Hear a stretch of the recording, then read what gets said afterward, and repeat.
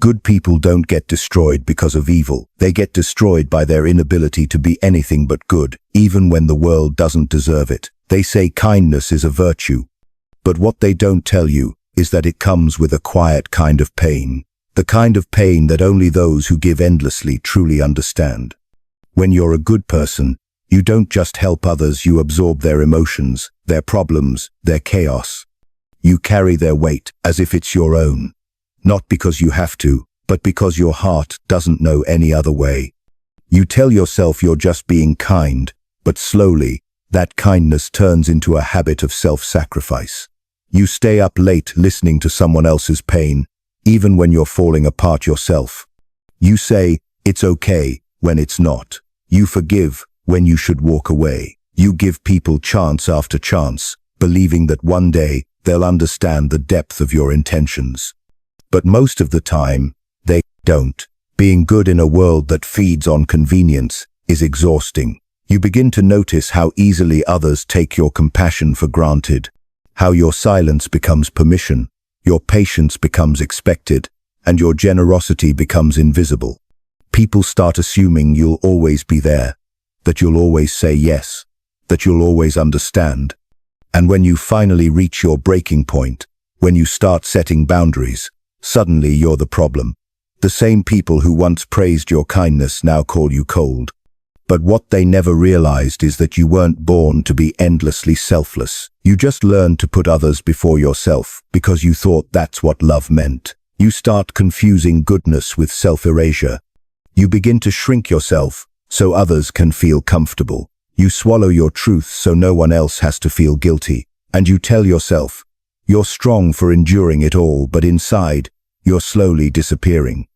Because being a good person doesn't just mean giving. It often means losing little pieces of yourself in the process. You lose time, energy, trust, and sometimes even your sense of worth. You start wondering if people love you for who you are or for what you do for them. That's the curse, when your kindness becomes your identity, and you forget where it ends, and you begin. Yet, even with all this pain, you still can't stop caring. You still hope. You still believe that being good matters, that maybe, just maybe, your heart can change something in this indifferent world. And that's the paradox. You're aware of how much it costs you, but you continue anyway, because that's who you are. You give, not because you expect anything in return, but because you can't stand the thought of becoming like those who've hurt you. But deep down, you ache for someone who would look at you and say, you've done enough. You can rest now. There's a heaviness that lives in people who give too much. It's the weight of unspoken gratitude, the echo of empty thank yous, the fatigue of constantly being strong for others. It's a quiet exhaustion that builds up over time, hidden behind soft smiles and gentle eyes. Because the truth is, good people rarely break in front of others. They break in silence, behind closed doors, where no one can see how heavy it really feels to always be the one who cares the most. And yet, despite it all, they rise again, not because they've healed, but because they still believe that kindness, no matter how painful, makes life worth living. Asterisk, asterisk. But sometimes, even the kindest souls need to learn that saving everyone isn't their purpose. Saving themselves is. Asterisk, asterisk. There's a strange irony in being a good person. You spend so much time giving your best to others, only to realize that your goodness has quietly turned into something people expect, not appreciate. What once felt like a choice becomes a duty, and soon, you're not being thanked for your kindness anymore. You're being depended on for it. People begin to assume that you'll always be there, always understanding, always ready to forgive. And little by little, they stop seeing your effort as something special. It becomes ordinary, invisible. It's painful when you realize that your presence has been taken for granted. You notice it in small things, the unreturned messages, the promises that are never kept, the way someone only remembers you when they need something. At first, you brush it off. You tell yourself they're busy, that maybe you're expecting too much. But deep down, you feel it, the imbalance, the quiet neglect that comes from being the reliable one. You become the emotional shelter for others, but when the storm hits you, there's no one there to cover you. And the sad truth is, you don't even get angry anymore. You've learned to accept it as part of being the good one. People often confuse kindness with weakness. They think being good means being easy to manipulate. They test your patience, they cross your boundaries, and when you don't react, they assume it's because you can't. But that's not true. You could walk away, you could fight back. You just choose not to, because confrontation feels like betrayal to your own nature. So, you stay silent, even when it hurts, hoping your silence will speak louder than your anger. But it never does. It only teaches them that they can keep taking without consequence. There's something deeply unfair about how the world treats kind people. The louder, colder ones often get more respect, while the gentle ones are left behind, misunderstood, overlooked, and underestimated. You start wondering if you've made a mistake by being too soft in a world that rewards hardness. But you can't just stop caring. It's not who you are. You keep showing up, even when no one notices. You keep giving, even when no one gives back. And while others see that as weakness, you know it takes incredible strength to stay kind in a world that constantly gives you reasons not to be. But even strength has its limits. Eventually, you reach a point where you feel like a ghost in your own relationships, present, yet unseen. You listen, you comfort, you fix. But when you need someone to do the same for you, there's silence. It's in those moments you start realizing how lonely it is to be dependable. People rely on you so much that they forget you might need them too. They forget you're human. They forget you hurt. The hardest part about being taken for granted is that it doesn't happen overnight. It's a slow erosion of respect, disguised as normality. You give a little more each time, thinking it's temporary, until one day you wake up and realize you've built your life around people who only show up when it benefits them. That realization cuts deep. It makes you question your worth, your boundaries, even your sense of identity. But what hurts most isn't that they didn't appreciate you, it's that you let them, because you were afraid that walking away would make you less kind. You start to see that real kindness isn't about giving until you're empty. It's about knowing when to stop, when to protect your heart from those who mistake your light for something they're entitled to. Because being good doesn't mean being used. It means choosing love, but not at the cost of your own peace. Asterisk. Sometimes, the bravest thing a good person can do is finally stop showing up for those who never noticed they were there. Asterisk. There's a quiet battle that good people fight every day. The conflict between doing what's right for others and doing what's right for themselves. It's not an obvious war. It doesn't shout or demand attention. It lives in the small, painful moments of decision. The ones where your heart tells you to care, but your soul whispers that you're tired. You want to help. You want to be there. You want to make things better. But somewhere inside, you also want to be free. And that's the hardest part. Realizing that your goodness often asks you to choose between your morals and your peace. You tell yourself that saying no feels wrong, that setting boundaries is selfish.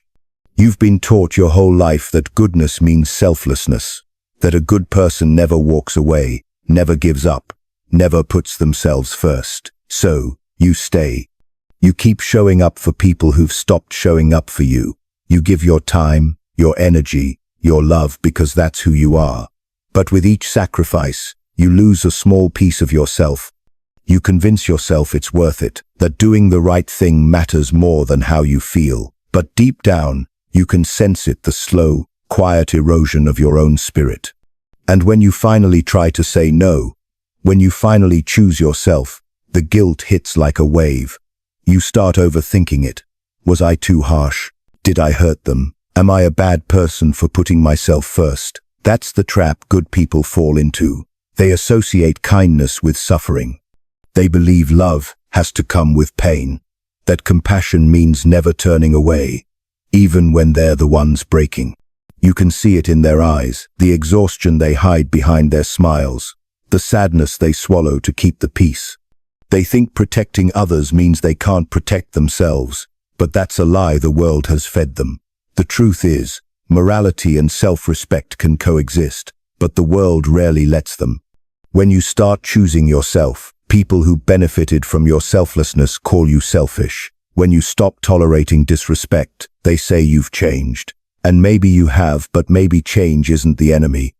Maybe it's the moment you finally start seeing the difference between kindness and compliance. Because being a good person doesn't mean letting people walk all over you. It means having a heart that forgives without allowing others to keep cutting it open. There's a certain sadness in realizing that goodness, in its purest form, can sometimes destroy the very person who holds it. You begin to understand why so many kind souls grow distant, why they withdraw, why they go silent, not because they've stopped caring, but because they've started healing. They've learned that you can't keep pouring from an empty cup, that constantly choosing others over yourself isn't love, it's neglect, and you can only neglect yourself for so long before something inside you begins to fade. The inner conflict of a good person is one of quiet torment. They want to do what's right, but they also want to breathe. They want to forgive, but they also crave respect. They want to be kind, but not invisible. And somewhere between all of that wanting, they realize that being a good person doesn't mean always being the one who bends. Sometimes it means standing tall, speaking up, and refusing to let the world confuse their gentleness with weakness. Because the truth is, you can be good and still say no. You can love deeply and still walk away. You can forgive and still demand respect. Asterisk, asterisk. Being good should never mean losing yourself in the process. Asterisk, asterisk. There's a kind of loneliness that only good people understand. A quiet ache that comes from feeling deeply in a world that rarely feels back. When you move through life with sincerity and empathy, you start to notice how rare those qualities really are. You see how people speak of kindness but act out of convenience. How they crave connection but fear vulnerability. How they praise authenticity yet reward manipulation. And so, little by little, the good person begins to drift away from the crowd.